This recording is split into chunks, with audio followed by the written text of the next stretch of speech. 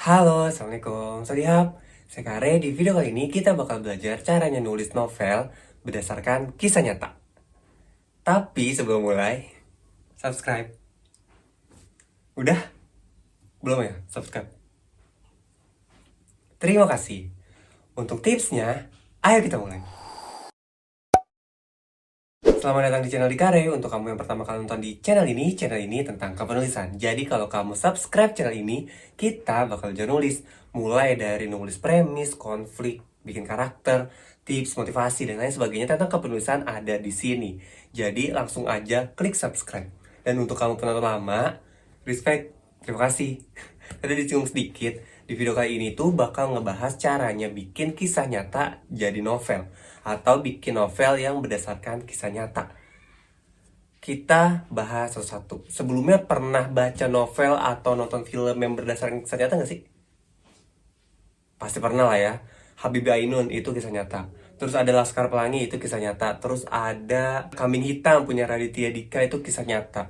Kalau ngomongin film lebih banyak lagi ya. Terus banyak deh pokoknya deh yang berhubungan atau yang diambil dari kisah nyata. Tapi di sini harus dijelasin nih, kenapa kisah nyata jadi menarik dan bisa dijadi novel bahkan layar lebar alias film. Kita harus bedah dulu, dan kalau misalnya kamu nih pengen bikin cerita atau novel dari kisah nyata, harus banget tonton film ini sampai habis. Yang pertama nih yang harus kita tahu, kalau kisah nyata itu banyak loh lebihnya. Salah satunya adalah banyak value-nya alias nggak klise. Kalau misalnya yang fiksi, full fiksi itu misalnya cinta segitiga, cinta SMA misalnya, atau fantasi gitu misalnya, itu kan memang ya ada value-nya, tapi lebih relate atau lebih masuk lebih dalam itu kalau misalnya ceritanya itu berdasarkan kisah nyata. Tapi nih, nggak semua kisah nyata bisa jadi menarik kalau misalnya dibikin jadi novel. Ibaratnya gini, peserta MasterChef yang ada 20 orang dikasih bahan-bahan yang sama, dikasih bumbu yang sama, tapi nggak semuanya enak. Bener gak sih? Bener dong.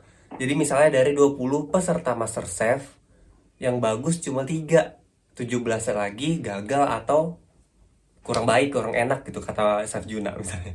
Misalnya. Nah, gimana yang ketiga orang ini tadi jadi lebih bagus, lebih stunning padahal bumbunya sama, bahan masakannya sama? Jawabannya adalah dia tahu mana yang terbaik dan mana yang harus dibuang. Karena kisah nyata nih, misal ya, kisah nyata saya dari pagi sampai ke malam hari misalnya.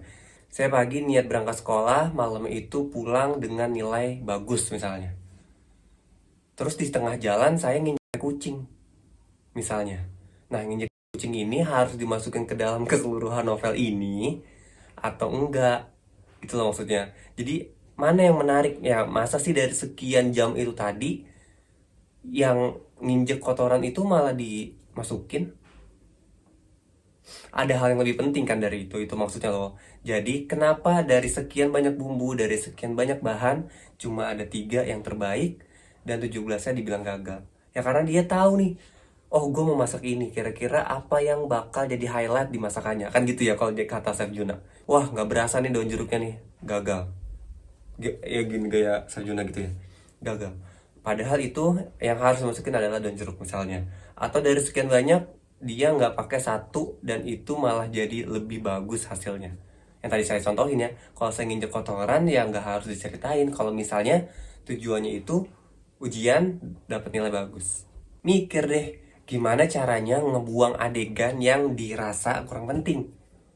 Gampangnya gini, tadi kan saya udah bilang ya, dari pagi di sini, pengen ke sini. Dari pagi pengen sekolah, pengen ujian, dapat nilai bagus. Tadi ada yang injak kotoran nih di sini nih. Nah, kira-kira bisa dibuang nggak? Gitu misalnya. Atau nanti di sore hari tuh kehabisan makanan misalnya. Kira-kira bisa dibuang nggak? Kita lihat alur yang tadi di sini. Pagi pengen sekolah, dapat nilai bagus. Kalau yang ini dibuang, yang injek kotoran dibuang, pagi pengen sekolah, dapat nilai bagus, tetap bisa sama.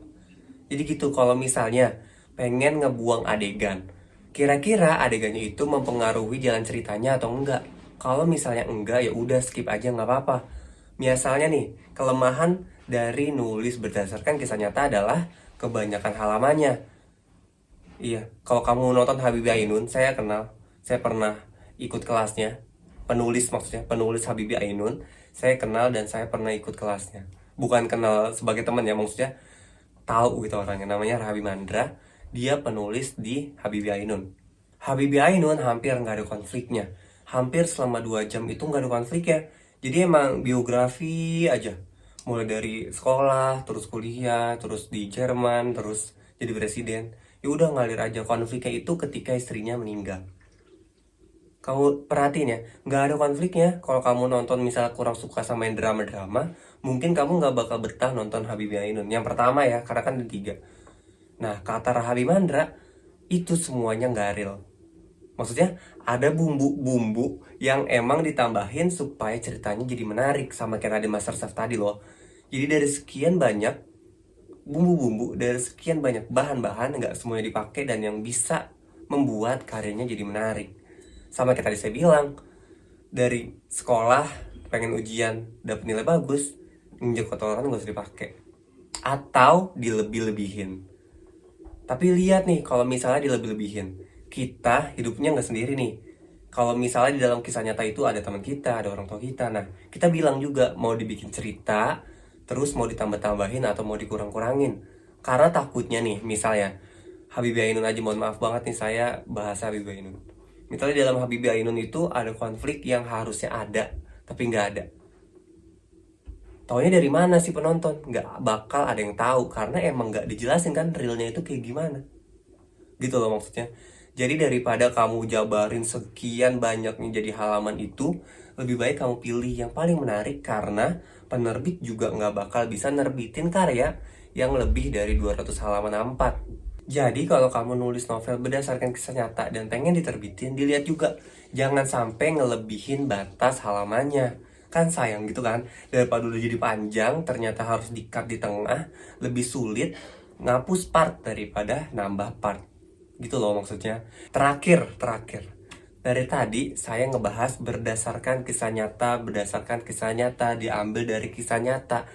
Salah. Kalau kamu masih berpikir kayak gitu, salah. Saya sengaja bahasanya dari awal sini berarti berdasarkan kisah nyata. Sebenarnya nggak gitu. Yang benar adalah terinspirasi dari kisah nyata. Kalau kamu pernah baca novel atau nonton film, pasti tulisannya terinspirasi dari kisah nyata, bukan berdasarkan dari kisah nyata. Mungkin ada film-film biografi itu berdasarkan kisah nyata, tapi kebanyakan pasti terinspirasi dari kisah nyata. Itu kenapa alasannya boleh dikurangin dan boleh didramatisir alias dilebihin. Jadi kalau kamu nulis berdasarkan kisah nyata, tolong stop. Tapi diganti jadi terinspirasi dari kisah nyata. Mau itu karakternya aja, mau itu konfliknya doang, mau itu lokasinya, boleh dikurangin atau dilebihin. Intinya terinspirasi dari kisah nyata.